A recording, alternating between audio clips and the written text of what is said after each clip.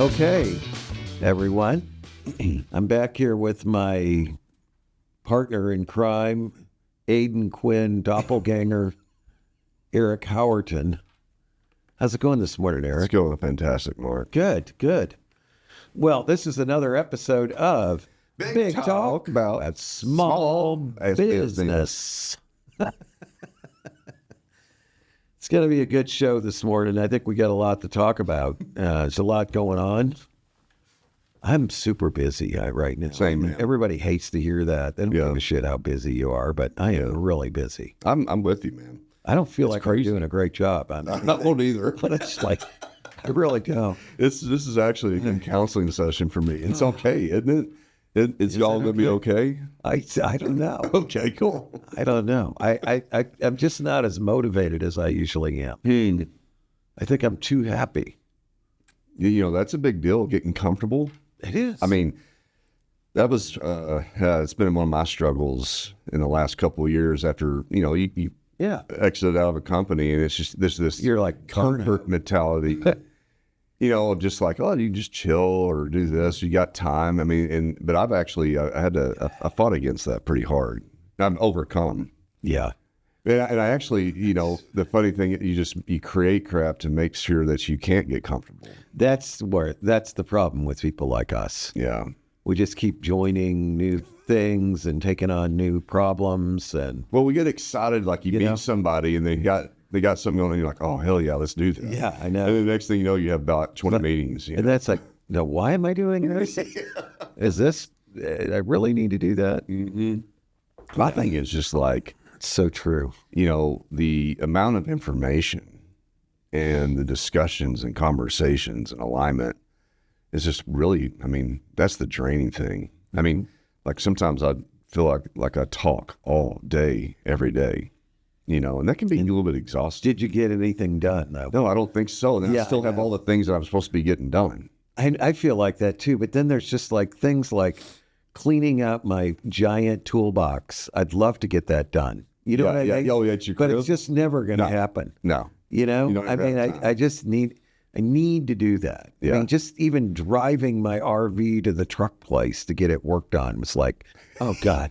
I got to drive my RV to the truck place. I'm glad you experienced that too. So I'm like, dude, some of the dumbest, smallest, stupid things, like I struggle so hard with. Like, okay, so I bought a Starlink, right? Like the internet, you know, the mobile internet deal. I got sold on an email.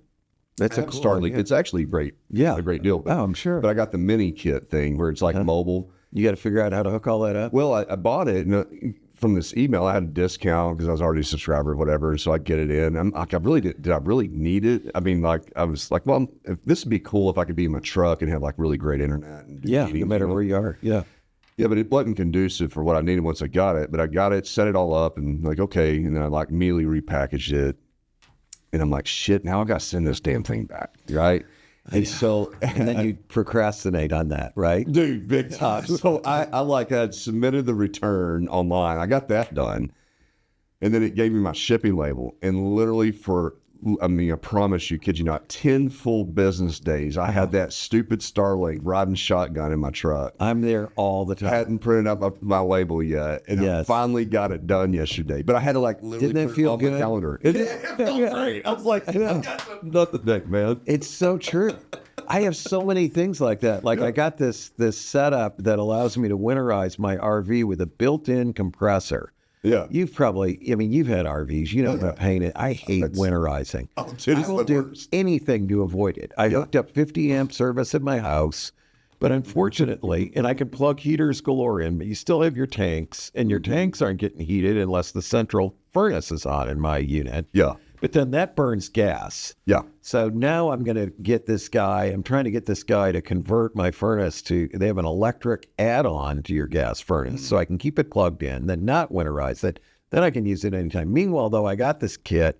I got to install it. It's overly complex. Yes. I don't know when I'll ever get that done. My wife bought me something for my car that is, it converts it to Apple CarPlay, which it does not have currently. Yeah. And it's like ridiculously complex. Okay. It's like, honey, I read these reviews. It's like this. Yeah, it's like I accomplished it in 8 hours. I'm like, you think I'm going to disassemble the dashboard on my Porsche for eight? To hook the rear camera up, you have to remove the rear bumper from the car. You're not okay. I'm not doing No, that. you're not going to do There's no way. No. And it's like all this stuff, and it just builds up. Yeah. It's the dumbest thing. My wife's like the opposite of me. Like, she gets shit done so fast. Yeah. And I'm just like, man, I just watch her. I'm just My like, wife, what's done? It's not like that. She takes on a lot of stuff. She gets stuff done, but it's like she's got 10 things. Yeah. Yeah. That she, But I get jealous because she hey, can you do this? I'm like, yeah. Like, she asked me literally, like, I mean, it's been, again, another 10 days. She's like, hey, send me your schedule. Oh, yeah, I get that all the time. Send me your schedule because we want to do a family vacation in like May, June. And she's like, all you got to do is just send me your schedule. Like, send me a screenshot. I haven't done it. It's been 10 days. The first thing Sonia said to me today was, send me your schedule. You haven't done that. And I'm like, you didn't ask for it. She goes, yes, I did. You weren't paying attention.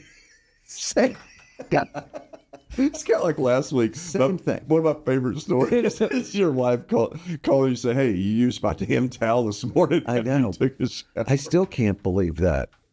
That doesn't sound like you. It's not like me. I think she made a mistake. Not only did I use it, but then I put it back in the same spot. I think I even knew that. It doesn't make any sense. No. But yeah, anyway, we got a lot of stuff we got to do. And it gets overwhelming sometimes. Some of it seems trivial. Yeah. Right? But I do think that it's good for other folks that are entrepreneurs to kind of hear this banter because, like, you can, like, I felt like, is there something wrong with me? You're not alone. Am I missing a pill? Is there a pill out there for somebody to help me? Because I can't get this, like, you asked me to schedule something, and it's like the hardest thing for me to do because all I do is do that every day on business. Sure. And it's like, I don't want to look at another date and time and figure that out. It's just, but I mean, I think that it's just part of the mix, man. I mean, there's just too much flying at us. Yeah. And the tendency is to overcommit. And if you're not, then you overcommit. Yeah. If you find yourself not overcommitted, you'll immediately go back into overcommitment mode. Even if you don't need to. It's like, I bought this house down the street and we're redoing it. And like, it's like, God, I got to order the doors for that. I got to get Sonia to make the decision on the bathroom tile for the bathroom. And then I'm like, why am I doing this house? What is the point of this? Why did I buy that? I got him. Yeah. What? And I'm down there like unscrewing blinds and stuff and throwing them in the dumpster. And that's what you're doing. Yeah. With your time. It's not the, quote, highest and best use of my time. It's not at all. But it's got to get done. It does. Because sometimes it's harder to call people and depend on other people to get it done, It really is. But anyway, so we're busy. We got a lot to do. We got a lot of businesses. We got a lot of talk about businesses. Yeah. Yeah. And we're just like a lot of other small business owners and entrepreneurs. True. I think we're pretty typical. I do too. I think that the key word here is like chaos, right? And it kind of like, so I do actually have a little bit of a history lesson. Okay, hit me. Yeah. So, I mean, I don't have it very sourced out, although it is from the book, American Entrepreneur. Same book that we've talked about before. It's not the only book you've read, by the way. No, it's not. Well, you read a lot of these books. I just want to point that out to our listeners. I appreciate that. That's a good point. Yeah. But it's you do come back to it. But it is the one that helped me discover who I am. Right. Right. Because it's a book chock full of basically, a little bit folks that are off the grid somehow. Sure. Right. They just, there's not like a career choice for it. Yeah. But it was very founding and helped me understand, I might be an entrepreneur, when I was reading all these stories. But what I like about reading this history is that like we think that today's time with technology, artificial intelligence, all this complexity that's going on, and it might leave people feeling like very vulnerable, don't know what decision to make and whatnot. But the history proves that we're not really living in a different time. It's just a different mix of things that are impacting the chaos, right? Because if we rewind back in the early days of America, something that we take very for granted today is transportation. Like, how do you get goods and products from, New York City to Philadelphia, right? Yeah, it's easy today, really. There's a million options. Yeah. You don't think about it. But at one point, it was like the thing to figure it's like, out. how am I going to get that? Yeah. It's like, how do we go get more produce for all the people that are packed in New York City? Because like up to a certain point, everybody lived within 100 miles of each other because you just, you couldn't, transportation, getting to a rural area was not only difficult, but very dangerous. They would say like if you, on a typical stagecoach ride on the old roads that they would build, like you would expect that your coach would tip over at least one time. Or get robbed. Or get, or get like Indians killing you or whatever. Stuck, right? Somebody dies. Like it was dangerous as hell, right? Yeah. And so they were, the chaos was they're building roads to get goods back and forth, and then there's obviously better farmland, around the Great Lakes area, and and all the, there's just better areas to grow produce, and so they were building these roads, but all that danger was there, and it was extremely expensive. And obviously before like freaking bulldozers and shit, right? Yeah, and it's like out there 10,000 guys to be out with pickaxes, right? Yeah. Could you imagine building a freaking road with like no power tools like that? Yeah, no saws to cut trees down. No, just Like these two guys on either end of some 6 foot long things. Yeah, then how you can get the root ball out? Yeah. I mean, have you ever tried to get a root ball? Oh, like it's the hardest. Like it's. I have really good tree guys who have every kind of stump grinder you can imagine, so it's never a problem for me. Yeah, but try to do it by hand. Oh, I know. Like my God, you'll be out there for a week, Yeah. But anyway, so they came up and they found, there was an industry, there was private investors, and there was government trying to build these stagecoach roads, right, to transport. Well, that was starting to take off. People's money was going in behind that, right, and a lot of investment. But then in came a competitive form of transportation for products and goods, which was building canals. Okay. Sure. And so you have all these folks stuck in the road building that thought that was going to go well. Then all of a sudden canals come in and start competing and take it over. It's a lot easier. So all those, but like we can look at history and go, oh, well, it's not a big deal. I mean, they just moved the canals. But actually, you got to remember there was a lot of people that had a lot of money behind the roads. Right. That have lost everything now. And so you had this massive, paradigm shift of this that destroyed an old business. Yes. Made it obsolete. And then in comes this new one. But that one came with a lot of problems too, right? Yeah. And so then railroads took that over. Right. And dominated the canals. And so you had a lot of people that were building ships, all these side businesses, these economies along the canals. That are based on that. Based on that entire thing. Well, livelihoods, families. I mean, before health insurance. Right. I mean, it's like old Route 66. They had gas stations and motels and everything, and they thrived until they put the interstate in. That was gone, right? But we tend to in today's time, like think about what, we can't hurt those other businesses. Like, how do we sustain folks that are like still doing things without AI or without the, without a website? Like you protect the small ones. You can't. Can't because do that. The reality is that the faster, better, cheaper option is always going to win. Well, it's like the people who objected to like Walmart coming into small towns and providing groceries. It's like, well, it put the IGA out of business or whatever. Yeah, you went to the IGA, the produce was bad, the meat was bad, okay, the prices were too high. Things were out of stock. Yeah, Walmart comes in, everything's better, it's all cheaper, it's all fresher, okay? Yeah. Yes, the local store is going to go, they deserve to go out of business, unfortunately. We're not going to save them. That's, as much as I'm sympathetic to the local business push, people support local business or whatever. I'll support local business if they do something for me that somebody else doesn't do. Well, they have to evolve, they have to adapt. I mean, like anybody that's in business, you have to understand that it is and I think this is the point, is like it's always been challenging.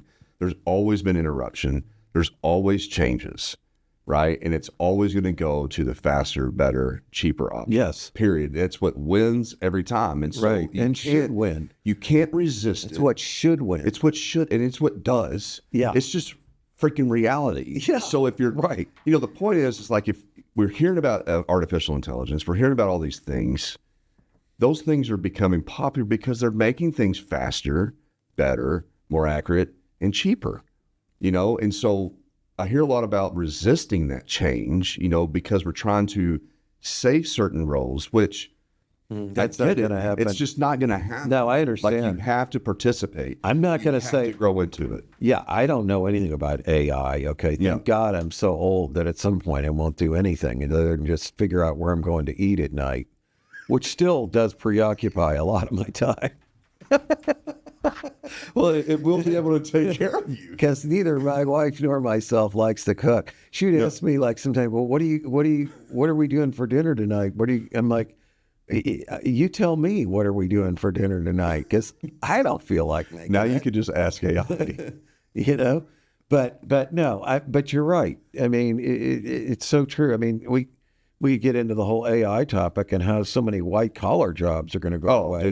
That's the Blue collar jobs are going to be the ones that pay them. They're safer right now. They are safer right now until It's but hard to- again until there's AI. Like the lawn industry, right? Like The what? The lawn industry, right? It's chock full of a lot of blue collar and laborers, right? Sure. But they do have robotic mowers mapped out with GPS. They can mow your yard with AI. And you don't. You couldn't mow my yard if there's too many obstacles. You can't. But I promise you, Somebody it'll actually figure it out. get figured out. Sure, It'll I be better understand. than anybody could ever do it. Yeah. manually. No, I believe you. It's coming. It's happening. Right. And so the thing that you have to do is you have to start being a student of that, embracing it, Figuring out how to you survive, capitalize on that. to capitalize on it. Sure. Because there's no alternative. Yeah. There is no savior Yes. to it, right? And I think the point of the history to me is I rewind back and like, there was no savior back then. Right. There's definitely not going to be today. Right. Better, faster, cheaper always wins. Yes. And so that's the reality as an entrepreneur. Yes. Period. You gotta love it. Yeah. And you've got to be willing to pay attention to what's going on and Totally. quote, pivot, as they like to say, Pivot. or evolve, even change. Yeah. According Embrace, utilize, leverage. right. It's always been interesting to me. It's like business planning. You try to set this business plan up and then you launch your business. Usually things don't go according to the plan, right? So you make changes in it. Mm-hmm. It's kind of like that. It's like building a house. It's the same way. Yeah. You can come up with the best plans in the world, but when you start building it and you're walking around in there and you go, wait a minute, now why is that like that? Yeah. Maybe we could do something different here. Maybe we should push this out. Maybe we should change this configuration, whatever. You'll end up with a better product, is the bottom line. I mean, you can't plan everything out. You do. Entrepreneurship in large part, to me, is based on how you respond to what is going on around you. Absolutely. 100%. 100%. There's always the freaks, the outliers that don't change anything, that are successful businesses, but they're in the minority. Very much so. Like it's, a lot of it comes down to nostalgia, historic, or it's just a brand, there's an affinity to it, but one point is back to the local business. If I was a retail shop, and I've always I built my business back in the 80s, right? Or whatever. And that was the way things were going back then. But in comes e-commerce, all this convenience stuff. There are tools that you can research and employ that will make your business an omni-channel convenient business so that you can grab more business, leveraging somebody else's hard work with the technology. You just have to invest in that. You have to be willing to embrace that, participate in. And most of the investment is learning, really. Totally. It's takes more time than it is money, right? But if you're tired and you don't want to change and you want, it's just, I'm sorry. I just went in this store with my wife last night before we went out to eat. And it's a new store, and we were looking at it's women's clothing, and they had nice stuff in there and everything. The owner was in there.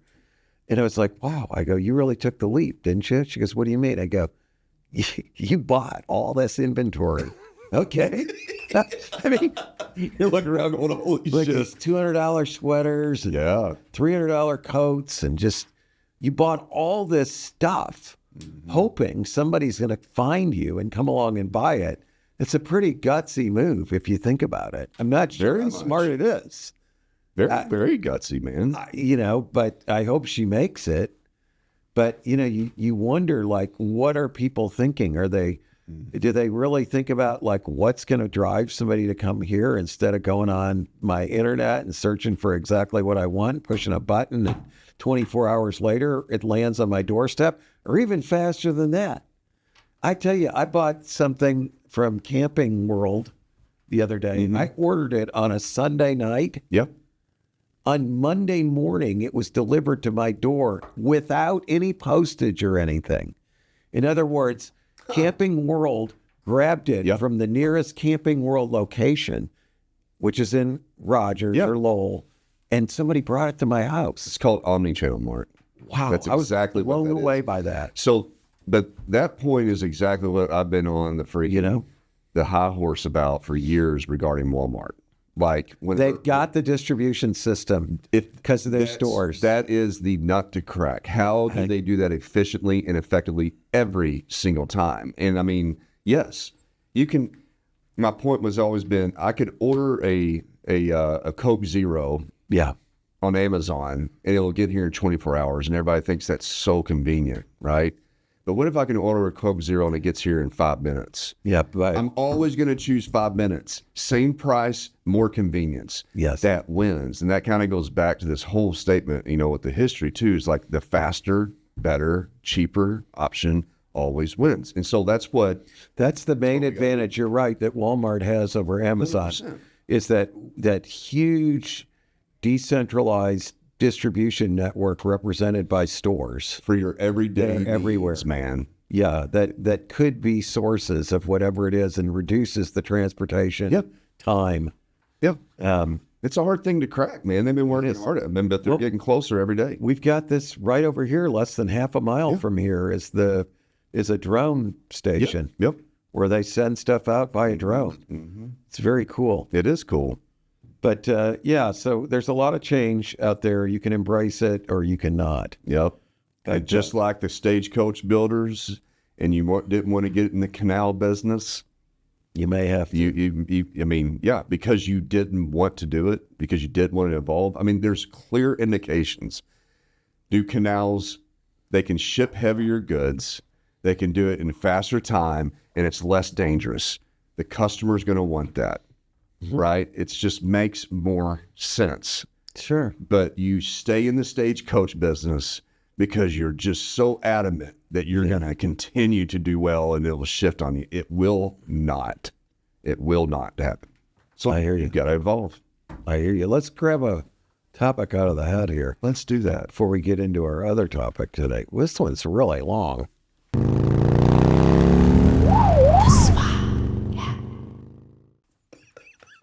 Oh, consultants. Consultants. It's a really long one. It just has that one word on there, huh? Con, though, I think is a big part of the Ooh, consultants. damn. Are they conning you?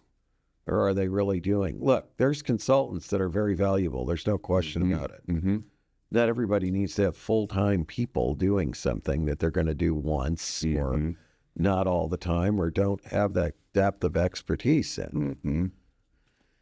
But there's also a lot of consultants out there selling programs that are one-size-fits-all programs. Yep. And they make a business out of it. Mm-hmm. I don't have a lot of respect for that. Yeah. Yeah. What do you think?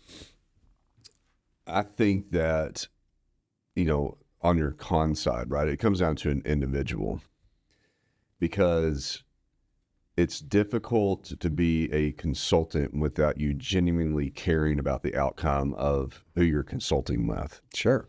And If you're good, I mean, yeah. Yeah, but I mean, but you're You talking should about care, the right? consultant as a human, right? Right. They have their own stuff going on. It's hard to determine if that particular person genuinely cares about the outcome of my organization that I'm fully invested in. And I think it's a little bit more dangerous for small business owners. Yep. Like there's been times I've spent too much money and have put myself in further. I had a problem I needed advice and consultancy with. I invested in a consultant and I got nothing in return from it. I basically just got more questions and more problems than I did to begin with. It did not help me move any step closer to where I was trying to get to.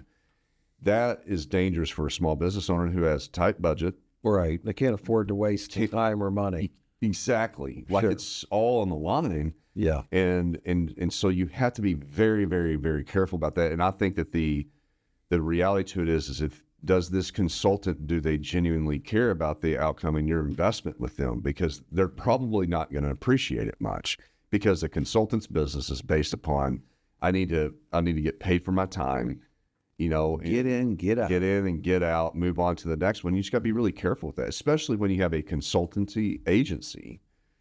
That's their entire business model. And they seem to maybe have a secret that you don't have as a business owner to what you're trying to get to. And they come in and then you can only get so much out of it unless you pay more money. I think part of the problem too is like the big guys, they have experts that sell you the job, but then when it comes to actually doing it, you get a lot of neophytes. Mm-hmm. You know what I mean? Yep. If you look at like the really big companies and how they do things, same thing with like accountants. Many times, the partners are the one that sell the engagement. And then after that, you're stuck with like 2 year out of school people doing your audit. So that can definitely be a problem. You don't get the real experts. Yeah. But then you have other types of consultants who basically tell business owners what they want to hear. Yeah. And that's dangerous too. Because they feel like they can't lose the client. They can't alienate the client. They're afraid to be honest with them. Yeah. And I'll be honest too, I think as an entrepreneur, there's really not ever a secret sauce. I haven't learned. There isn't. Like the only really secret is the grind. Who works harder? Yeah. Who's working longer? Who's working faster and smarter, baby? I mean, people hate to hear that. They do. It's just, I hate to realize it myself. I have to check myself, dude. Like we were talking at the very beginning of the show, might be tired, got too much stuff going on. But what's the answer? I'm your way work out. my ass off. Yeah. Right. That's it. It is. And because I know that, it becomes intimidating, but just got to do it, man. I always do it. Whenever anybody tells me they got a business that's not performing well and they're looking for whatever it is, I'm like, dude, there's probably 20 things. Okay. It's not one thing that's going to fix your problem. No. But that is, though, back on the topic of consultants, I like dealing with people who know something about not just the discipline that they provide. Let's say that's accounting or it's software development or whatever it is. I want people who understand my industry from a broader perspective than just their discipline experts. I think that's, when you got the discipline expertise coupled with the industry knowledge, you can't just have discipline expertise and no industry knowledge and do the right job. No. Yeah. That's usually the distinguishing factor on whether or not the consulting engagement is going to turn out well. Yep, very true. Very true. They got to understand my industry on a broader level than just what they do. So anyway, there are a lot of consultants out there. There's consultants for everything under the sun, and talk with their references.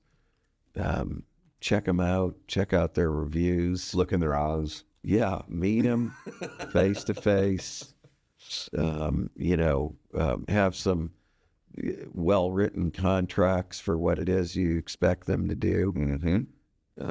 And hopefully it'll turn out to be a positive relationship. And take bite sizes out of it. Don't overcommit. Don't get in some long engagement.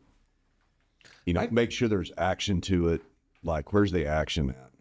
I can tell you, I was a consultant for many years, most of my career, and I was always very conscious of being able to justify the benefits of what we done and try to quantify that. When I had clients that I worked with every year, on annual agreements, I always wanted to summarize what we got done that year, go make a presentation to them face to face.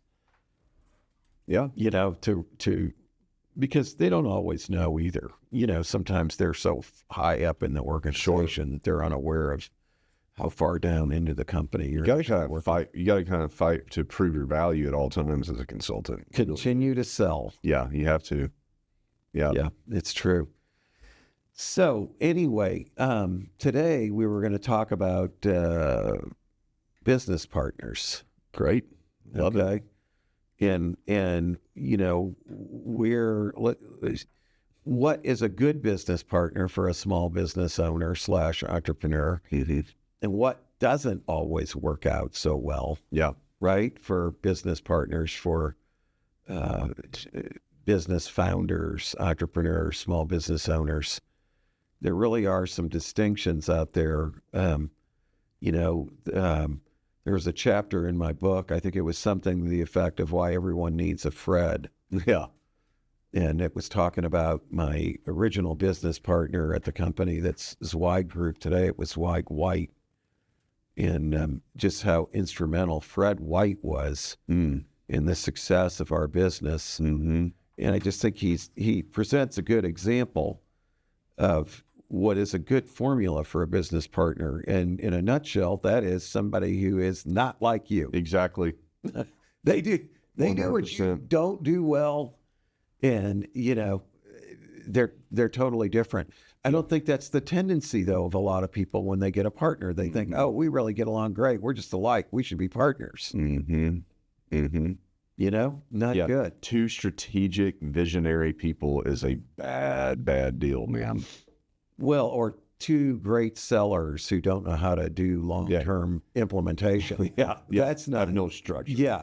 I mean, I do think you got to be in line in terms of what your values are and like what you're trying to do with the business. Sure. Yeah. But I'm talking about skill sets. You got two big thinkers, right? Yeah. You got to have somebody that's that can organize the thinking and has the logic. And it's the emotional versus the logical side. Yeah, and the implementation side. I mean, I wouldn't want to take. On the other hand, I wouldn't want to take anything away from a guy like Fred and go, well, here Fred could solve these big problems that take a long time. That he wasn't visionary, because he was visionary too. Sure. I mean, I wouldn't take that away from him at all. Yeah. But we just had different attributes. I was more external. Mm-hmm. He's more internal. Mm-hmm. And I think, you probably experienced a lot of that too with, and I know we've talked some about this on the show with like JS and your last business. Yeah. How he had certain skills that you didn't have, or orientations. Whenever my students or friends or people who reach out to me or talk about looking for a business partner who's going to provide more than money. Yeah. I always encourage them to find somebody who's the exact opposite of them. Mm-hmm. Yeah. Yeah, for sure. I mean, here's what I've found with my previous business partners is that they think about things. It's not necessarily differently, but they have a different priority of certain things. Yes. You know what I'm saying? And when you have priority on certain things, it gets done. Right. And I mean, I could be walking around not thinking of anything like what JS or Alex were thinking, but they were prioritizing these things that were really crucial for the business. Long-term, short-term didn't matter. But that being on the top of their mind and their driving force when they walk in the day, they're going to make sure that gets done because it's important for the business. I'm telling you. Yeah, Alex was more of a Fred-like relationship. I didn't know JS that well or what you guys did other than what I've learned over, peripherally. But Alex, I know the guy. And I see exactly what you're talking about. Like, he's going to be able to implement longer range things than you are. Absolutely. You're going to be firefighting and you're going to be reacting. And he's going to be methodically checking off A, B, C, D, E, F. Yeah. Somebody needs to be doing that. Yeah. And I mean, we don't move ahead. Well, and it's what I found it's not just the big discussions or decisions as much, which that's obviously very important, to have that, but it's also the daily decisions, discussions, the one-off conversations even a dialogue with a employee or whatever it might be, because it's just a totally different way of thinking. I can have a meeting with an employee, and if it was just me and they thought like I did, we'd have this meeting, and then we would alienate them, or we would not give them any guidance or any further direction or whatever. I'd be missing half of what that employee needs in order to perform and feel valuable. Yeah. But I mean, like, I couldn't imagine the thousands of meetings or situations to where I left the room and Alex would carry on a secondary conversation to where he would go into what his priority was, or vice versa. We would have a meeting with an employee, Alex would be leading that or whatever, and I might have a secondary meeting with the employee to give them what was priority for me in the way that I felt and thought and operated. That would help that person. Right. Grow. You know what I'm saying? Yes, I get it totally.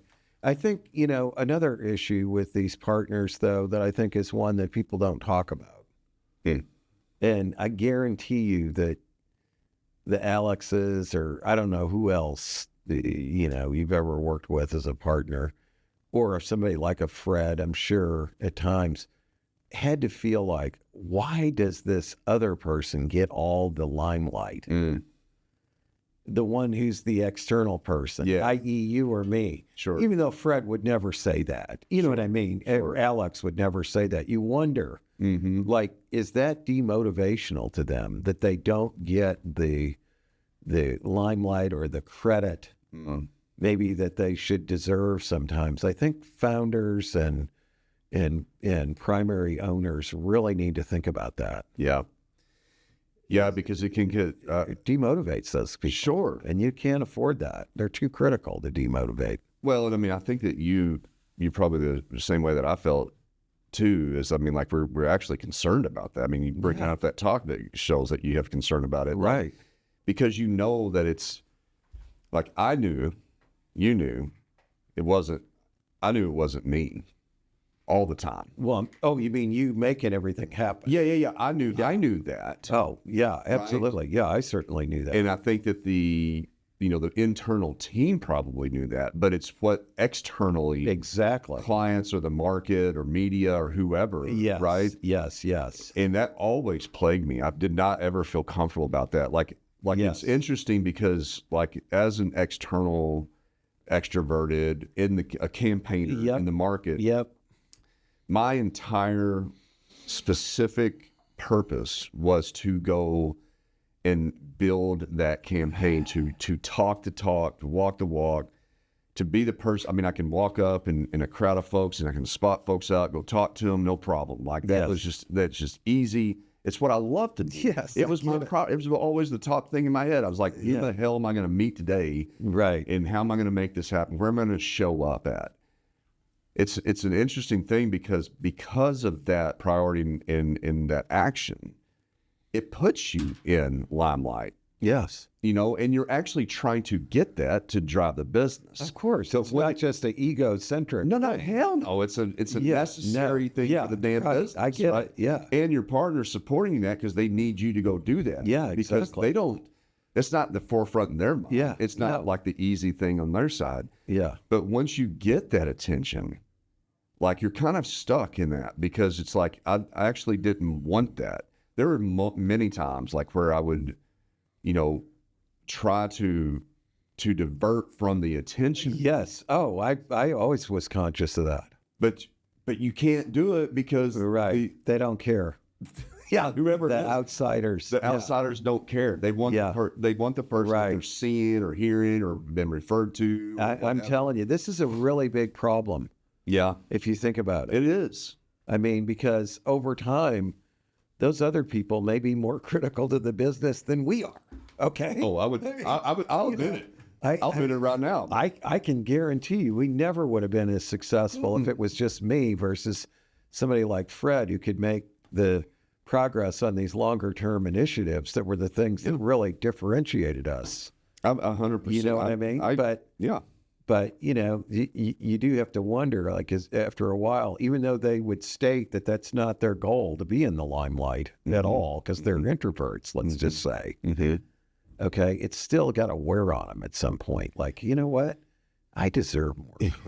And they do. They 100%. You know? They do. They did. I mean, and It's but it's so it is incumbent upon us to try to promote them and make them feel like we recognize what they're doing, right? And I feel like that I here's all I can say is that I know that I did attempt to do that. Yeah. You know, like genuinely, I didn't like any more attention than what, I mean, in all honesty, Than what you needed to accomplish your goal, right? Yeah. And I didn't want, I mean, even to the employees, like we can take it a step further, you know, as somebody that like where it was the team that accomplished. It was always the team. It was always the other folks. Like I tell people all the time, like I'm just a professional coffee drinker, man. Yeah. Like I can just have coffee and talk some smack, you know? I mean, that's what I feel like. I mean, that's what I enjoy doing. I mean, and just because I enjoy that, it puts me in those positions, but I'm not the one doing the real work or the real thinking behind it. You know, there's certain things I contribute, but it's a very small fraction into the overall deal. It's necessary though. The flip side of it is when people don't appreciate what you're doing, or as the quote founder, lead person, name on the door, whatever, and they don't appreciate what you're doing. And in fact, your business partner is leading a quiet revolution against you. Because they don't think like you do. That's a problem too, though. Totally. No, I mean, and those quiet revolutions exist out there. They do. I fortunately didn't experience that, but I can absolutely, like, I think the message here is. I never got that from Fred White, but I did get it from other people. Yeah. Okay. Different partners. Sure. Yeah. No, I'll admit that too. There was other people within the organization that was as divisiveness. Yes, exactly. Yeah. They are promoting divisiveness and skepticism. Yep. Of whatever direction you're taking. Mm-hmm. And that isn't healthy either. Oh God, no, it's devastating. It's devastating to everything. So I think the warning sign there is if you have a partner, like you have to have somebody that is campaigning and you have to have somebody that is operating. Yeah, that's a great way to look at it. I mean, like you're campaigning and operating. Amen. Two highest pillars. Yeah. To bring a partnership together. Yeah, right? I love that. Yeah, I do. And are you a campaigner or are you an operator? Yeah, you need both. You need both, but there's two sides of that too. The campaigner needs to stay the hell mostly out of the operational part. Like you can't come in, like you can't be out campaigning, run back in. I learned that lesson the hard way. I've come run back in, try to change shit, blow something up, blow it up, right? Like, and confuse everybody. I walk out of the room thinking I solved something, but what I did was I created like 10 more problems. Yes. You know, and then I would have to be humble enough, by the instruction or conversation with my operating partner to not do that. And I have to recognize how devastating that was. I would be doing so much better job today than I did 20 or 30 years ago. Yeah. Because I'm so much more conscious of this than I was 20 or 30 years ago. 100% agree. You know what I mean? No, I do. I know I would do a better, at least I think I would. Yeah. I'd certainly be more tuned into that. Well, you already do that. You know? You already do that. I see that when you're leading the entities that you have now and the people you're working with, right? Like we know where our boundary lines are. Like you can speak something out, but they got to go make it really happen. And they have to be the champion of that. Yeah. But you're just kind of watchful about it, but you don't enter into their territory. No, you got to be careful. You got to respect the hell out of it. You have to respect that. Yes. And I think the operator has to kind of, that they're, to your point we were talking about earlier, and I can kind of see this, the operators have to come to the humility of also that it's, yes, they deserve more attention, but the campaigner, that's what their job is to do. It's like they can't want that as much, like, because what happens is as a campaigner, there's nothing I can do about that attention at some point. I have worked to get that attention. Right. You lit the fire. The fire's burning. Fire, baby. Yeah. And it's just there. Yeah. And the operator has to feel that they have to be, really self-assured enough, in which my experience was that they were, right, for 100%, that's just the thing that needed to happen, and it doesn't alienate them. Right. They have to recognize that that's just part of the campaign job. Do you think, though, that the operators look at the campaigners and go, you know what, that guy's just full of bull. He's just a good BSer. Oh, dude. Well, we're the ones that have to actually do this stuff and know what we're doing. They're just BSers. So, in my experience, I always felt like they might be feeling that way, but they would reassure me that wasn't how they were feeling. Yeah, well, that's good. Yeah, no, good. But I mean, Good I always operators. felt. Yeah, well, I mean, I always felt that way, right? Like I always kind of felt like a little bit of bullshitist in some ways. But No, I understand. but I was really contributing. You Yes. know, it's just hard. I think it's like like if you and I started a business together, it might be pretty devastating in a way. Yeah, I know. We'd be two campaigners. That'd be the problem.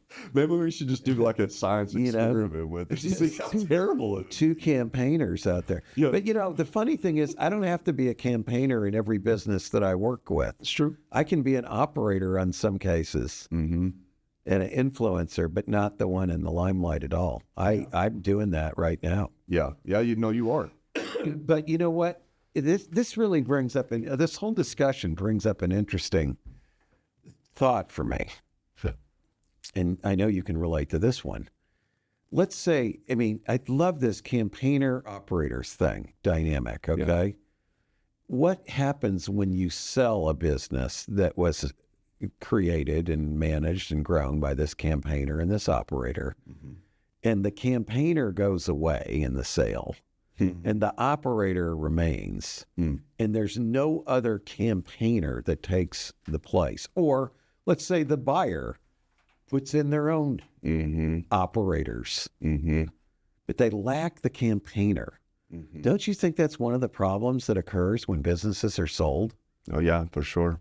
That the campaigner goes away and all they've got is operators. For sure. And if they got a really great brand and name and product, whatever, they can go on. They got a lot of inertia. They can go on for 3, 4, 5, 10 years. Sometimes like that. Yeah. But at some point, that lack of a campaigner is going to really be felt, and that thing is going to falter. Sure. Yeah, 100%. It's the campaigning job is it's mysterious. In all honesty, it's like if somebody asks, like, and you could probably relate, it's like if somebody asks, what did I actually do? Like, how did I personally contribute to building a business? I can't really give any direct advice. I could describe a bunch of things, though. But I could describe. Okay. But there's a million things that mesh into this deal. But to me, the most important things that were done that I contributed to were very like magical in a way, in very micro moments of when having a specific conversation with a very specific person that had to be at the right time, at the right place, saying the right thing for the right need. You know what I'm saying? Yeah. And you can't target that. No, I agree with you. But you know what you can do? You can give yourself a lot of opportunities to create that. Well, no, for sure. That's what I'm kind of talking about. That specifics, all those specific things that happen, that magic little Somebody things. could go, well, that was lucky, okay? But it wasn't. But I did that every day, all day, all for years. That's the thing. It's like throwing 1,000 hooks in the water. And then I get the 40-pounder. Yes. It is like fish. Yeah, it really is. Persistence. It's this like. Did you get lucky when you got the 40-pounder? Hell no. No, I mean, people will say you did. But you didn't. No. You did 10,000 casts. 10,000, baby. Okay, to get that. But what people got to understand is like, you know how many times I was casting and people knew I was casting and getting nothing? That was a hard thing for me personally, because to keep casting. Yeah, despite all the enforcement. No one believes it anymore, Yeah. But you keep casting it. But that's why it's difficult, like as the campaigner part, right? To pinpoint what it is that we actually do. But I also think that, like, to your question, if you get acquired or other operators come in, like it's squishy. They don't understand what that campaigner's value really is. They don't. It's hard to understand that value. I tell you. And I get it. If I bought a company and there's a campaigner, and me even as a campaigner, I'm like, what the hell is that? What the hell is she really contributing, or he's contributing to this company? You know, I mean, like, they did their job. Yeah, you might think that, but then you also are going to be smart enough to go, you know what? The campaigner got this to this point too. But it's there's something to what they do, I think. Yeah, there is. But the campaigner has to be they have to they have to feel like a hunt, like, to the fishing analogy again, because it's a lonely job. Yes, it is. But they've got to feel very intentional and purposeful behind it. Like, they have got to believe that I will catch the fish. Yes. But if you take them out of the lake or off the river and put them over here, they're not going to be fishing anymore. And so they're going to be like, what the hell is my value? That is so true. You know, so it's delicate. So true. I don't know. I mean, are there good examples of where is there a good example of where a company, even at the biggest levels, have bought and acquired and taken and have a successful campaigner transition to where the campaigner is no longer really campaigning? I don't, I can't think of anything right off the top of my head. There are situations where companies are sold and the campaigner remains on. You know, you could take like Buell at Harley Davidson, and he was there for a long time, but eventually it goes sour. Yeah, Every it just time. drifts away. Yeah, it's like they get pissed off at the way the new operators are doing things, and the operators really don't appreciate them and resent them, and so things go awry. You know. Well, the funny thing is there's, if I really look at any small or big company, it's like, how many campaigners are there really in the company? It's usually not very many. There's not very many. There's a lot of mostly operators. Yes, there are.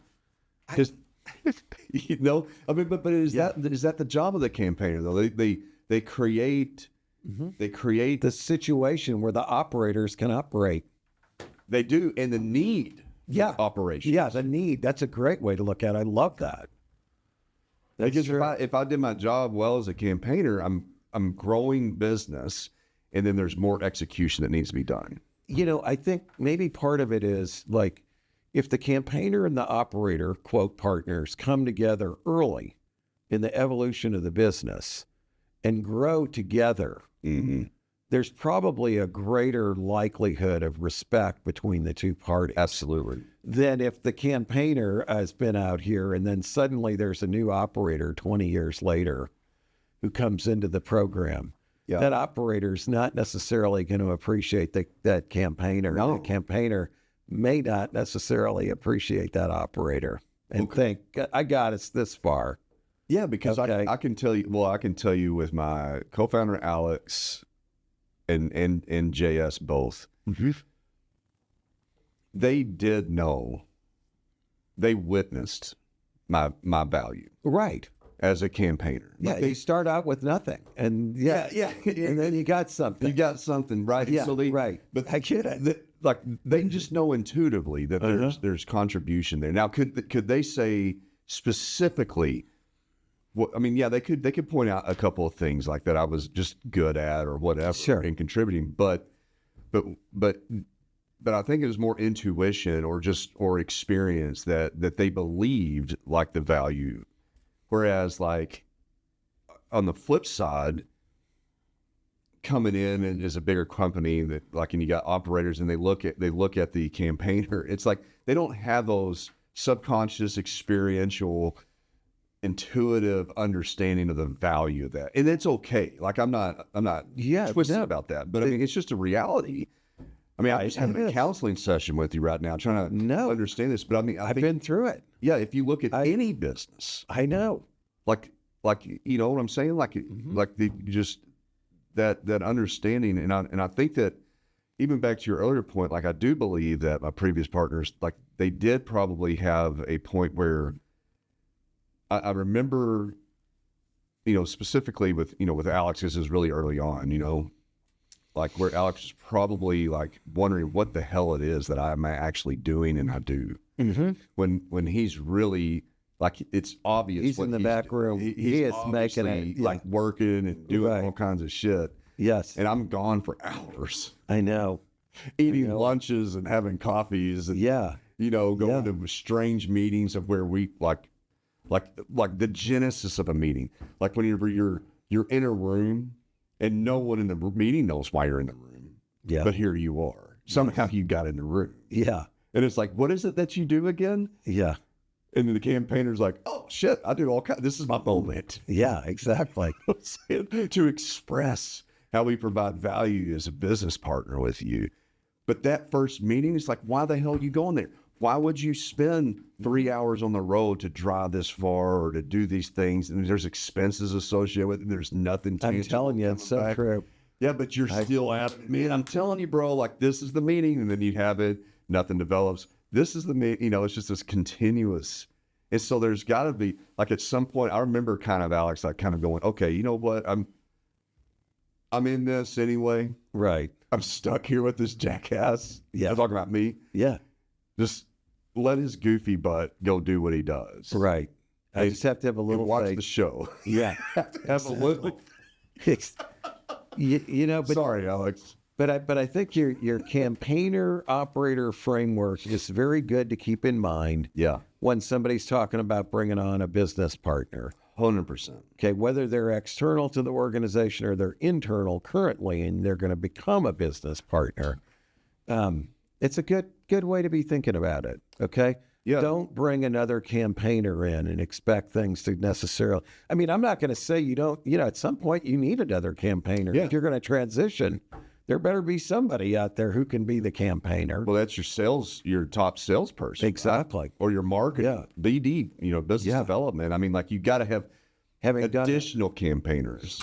Having done an internal transition where I'm completely dependent on their ability to succeed as a company going forward to get paid. Yeah. Having somebody to be a campaigner. Yeah. But that was very critical to me. Yeah. Yeah. I think one thing on my end back that experience was I need to multiply myself. Yeah. Or multiply the campaigning. Right. Because you can do so much more if you can multiply that. Yeah. But I think you're right. Like that original partnership, like if you could take the advice of, and I think that what we're really wrapping up here is if you are starting a business Or you have a business. Right, that started. Can you genuinely stop and look at who both of you are? Yeah. And say, and identify one as the campaigner and the other one as the operator. And you both respect that space.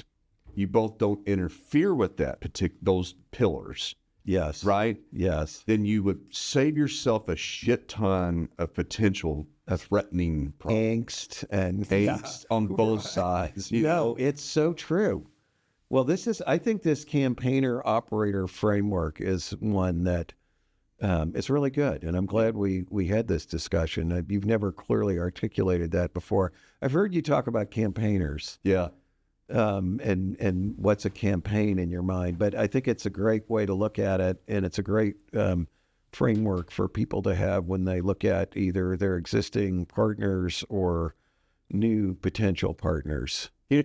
Real quick. Yeah. Like I've discovered the term campaigner through a personality test that I took with my wife a few years ago. Yeah. It said you were a campaigner. Like I filled out all these questions and I came back as a campaigner. I'm like, yeah, I guess, yeah. I mean, because I never really identified as a salesperson or a marketing person. It was just like, it didn't like complete me in my thought. But the campaigner's like, yeah, I guess I'm just always talking some smack. I'm always, driving forward on something that seems, 40 years ago, I had to take this group of personality tests for this company I worked in, where everybody who was on the ownership track had to take them. And whatever their damn test was. I don't remember. I mean, my first wife was a psychologist, so I vicariously got my terminal degree in psychology. But whatever this test was, they came back, all these tests, and they summarized it. And they said I was an explorer.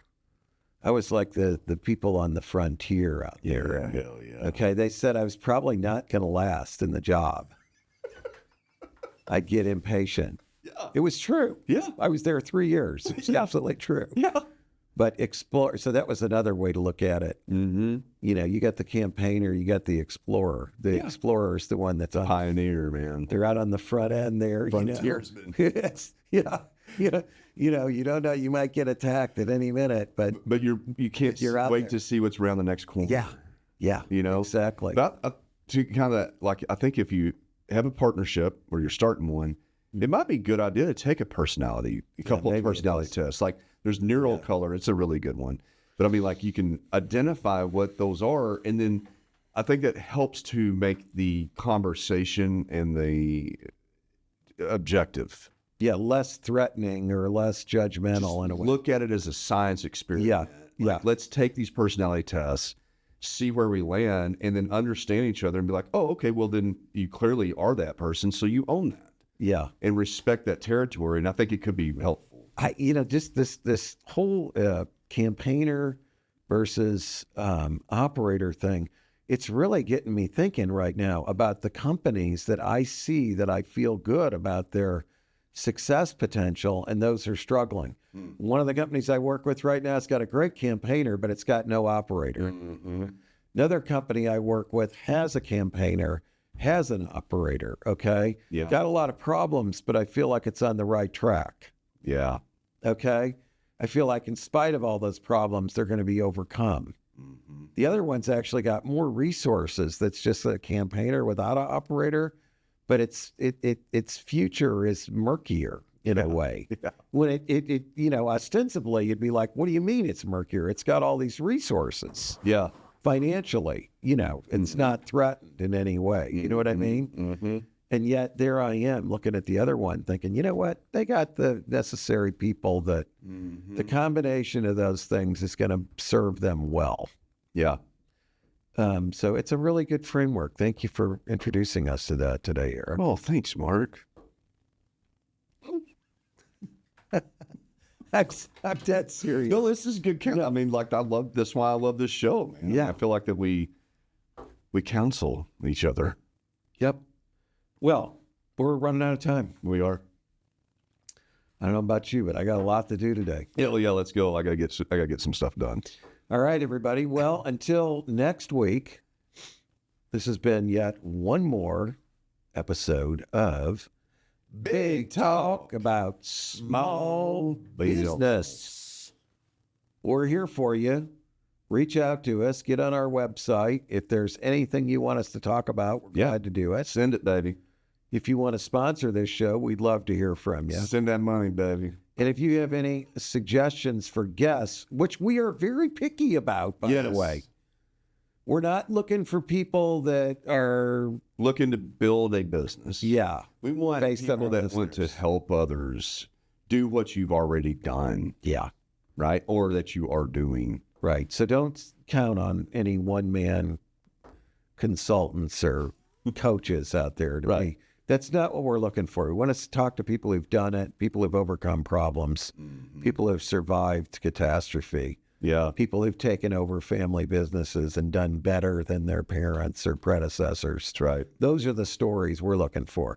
We like success stories. Yeah. Okay? We like, everybody's got problems, but Victories, man. we want to see those who overcame the obstacles, not just those who encountered obstacles and cratered. Or are starting to encounter one. Yeah. Let's see people who got through the problem. That's it. Anyway, we're glad to have you all as listeners and greatly appreciate your support of our show. Absolutely. Take care.